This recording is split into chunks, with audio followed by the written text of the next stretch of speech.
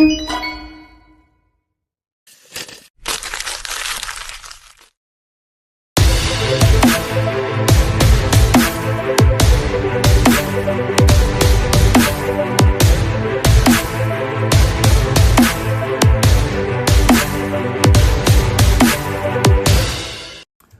hello and welcome back to another edition of Selling Point.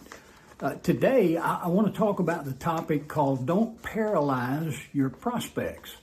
And for you to understand that, let me just give a couple of examples. When I was growing up, I remember back in about the mid '60s when Arby's came to Louisville, where I grew up in Kentucky, and when I had my first roast beef sandwich, wow.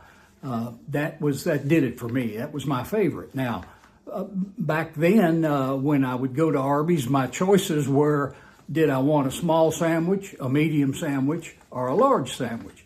So it was pretty easy, depending on how hungry I was, which one I would choose. But things have changed a lot since then. And over the years, I'm not as rabid about Arby's as I used to be, but I still like to go get those sandwiches.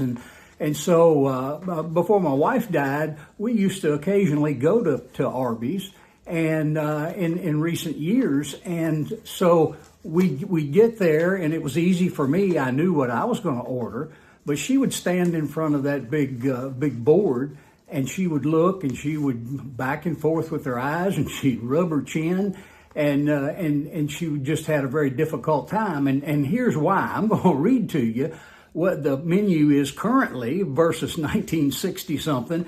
Currently, what the menu board says at an Arby's. Here we go. It says they have 10 roast beef choices. They have 10 pork choices. There are 8 chicken choices. There are 8 turkey choices. There are 7 different sliders. There are 4 salad choices. There are 8 unique sides, and there are 8 desserts. Now, when my wife would stand there, I can understand now why she'd have that deer in the headlights look, that she just couldn't make up her mind. She'd just say, Doug, there's just too many choices. I don't know what to order.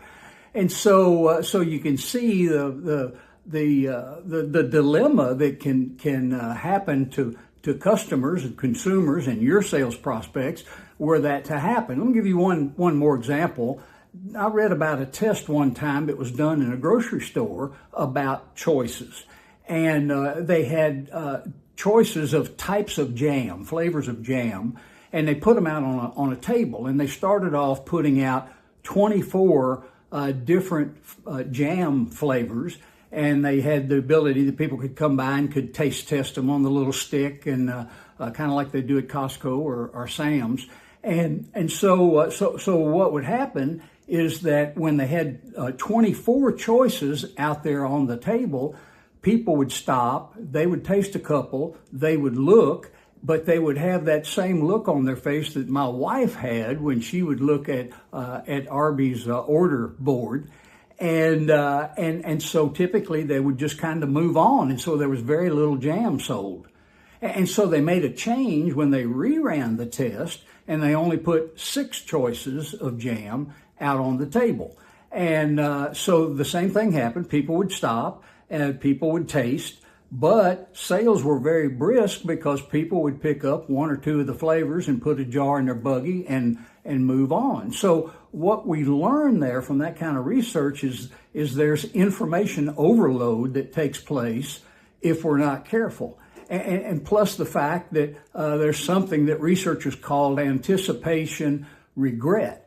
And so people tend to kind of freeze up because they're afraid to make a mistake, in addition to the fact of this, they're overwhelmed with the number of choices. So in your company, I'm sure it's cool that you have got multiple offers of different services, different products. You've got those in lots of colors and sizes, but the more that the choices that you have that are supposed to provide different levels of value, your customers tend to fret about that, and they'll either be overwhelmed by the large number of choices, or they'll be fearful about overlooking a possibility if they were to pick one versus another one. So that's kind of interesting. So they tend to second guess their choices, and therefore over time they tend to be more dissatisfied with their results because they look back on the choice they could have made. Well, I should have got that idea, and so people will just be totally confused. So in that case, we've got to remember that many times more really equals less. So here's a workaround to that may be helpful to you. Before you give a data dump of all the offerings that you have, ask some discovery questions to determine really what the needs of that customer are and what the wants and desires that they have, and then come back and zero in on 2 to 3 options that fall within the parameters of what they're actually looking for.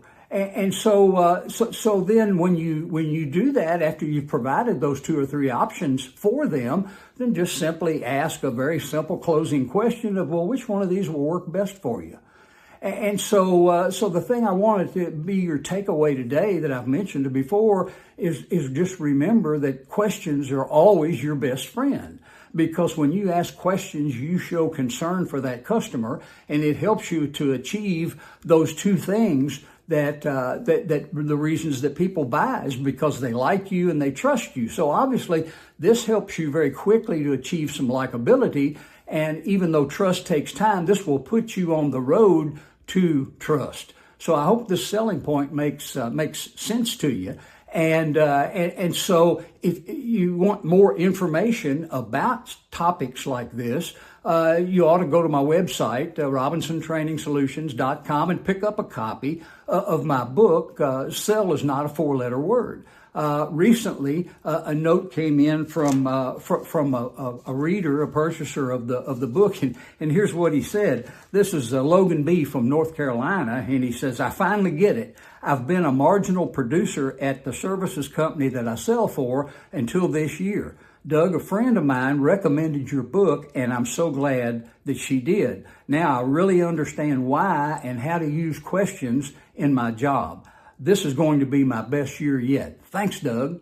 When I hear comments like that, then I know that I'm helping folks get some traction and helping them improve their overall ability to make a better income for themselves and their families. So until next time, there's your selling point for today. See ya.